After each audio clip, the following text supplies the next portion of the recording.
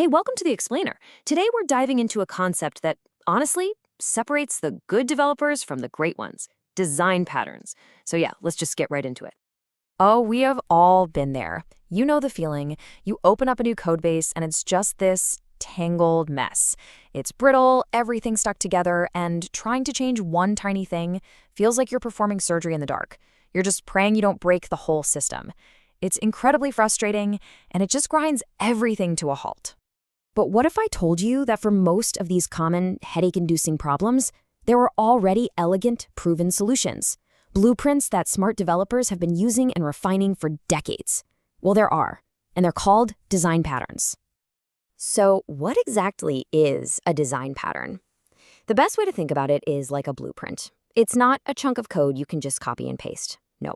Instead, it's a high-level strategy for solving a problem you'll see over and over again. These were famously collected in the legendary Gang of Four book, which pretty much laid the foundation for modern software architecture. Okay, so design patterns are generally split into three main categories. We're going to kick things off with the first one, creational patterns. And just like the name suggests, these are all about how objects get created. Think of it as their birth. The whole point here is to separate your system from the nitty-gritty details of how its objects get made. Doing this gives you this incredible flexibility and control, and it stops your code from getting rigidly hardwired to specific classes. All right, let's talk about a classic problem. Let's say your app needs to create different kinds of employees. You've got your permanent ones, contract workers, temporary staff. How do you handle all that logic without just scattering a million if-else statements all over your code base? And the solution? It's the factory pattern. This gives you one central place, one factory, to create all your objects. So now your main code just goes to the factory and says, hey, I need an object of this type. And the factory handles all the messy logic of figuring out which specific class to actually create. And this comparison right here, this shows you the real magic. Look, without a factory, your code is what we call tightly coupled. It needs to know about every single type of employee. But with a factory, it becomes loosely coupled. The client code doesn't care about the specifics anymore. It just trusts the factory to deliver the goods. It makes your code so much cleaner and way easier to change later on.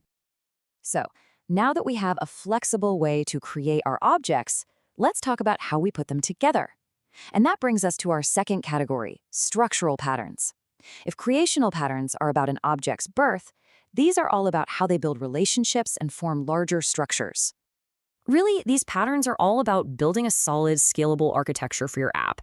They help you organize different classes and objects into bigger structures, all while making sure those structures stay flexible and efficient.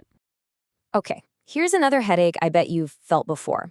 You need to use some new third-party library, but its methods and classes don't match what your system expects. Or maybe you have two old legacy systems that were never, ever designed to work together. So what do? The solution is the adapter pattern, and you literally use one every single day. Just look at your laptop charger. It's a perfect real-world example. It takes the high-voltage AC power from the wall socket and adapts it into the low-voltage DC power your laptop needs. It's a middleman that makes two incompatible systems work together perfectly, and that's exactly what the adapter pattern does for your code. And finally, that brings us to our third big category, behavioral patterns. So, you've created your objects, you've assembled them into structures, now you need them to actually work together. These patterns are all about communication and collaboration. It's all about object teamwork. Behavioral patterns really focus on the algorithms and how responsibilities get passed between objects.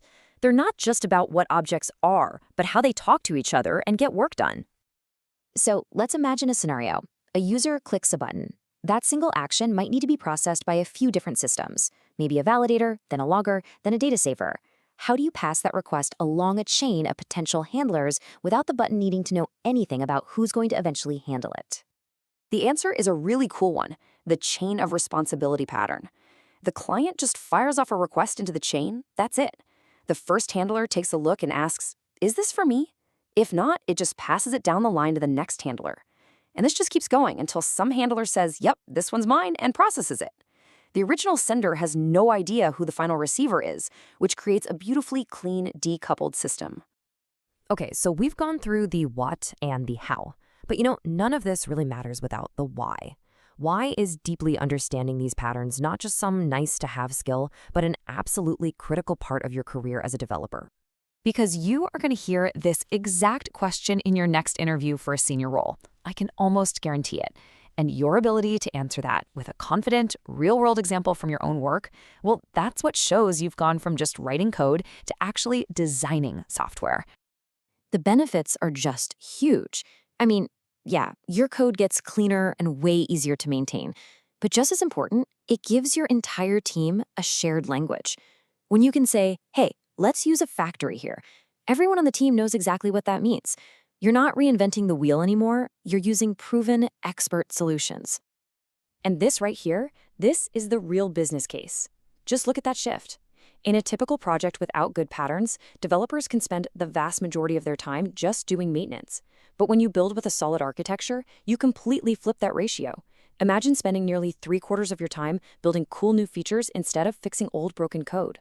That's the power of good design. Okay, so with 23 classic patterns plus a bunch of modern ones, it can feel a little overwhelming. You're probably asking yourself, all right, where do I even begin? Which one is the most important one to learn?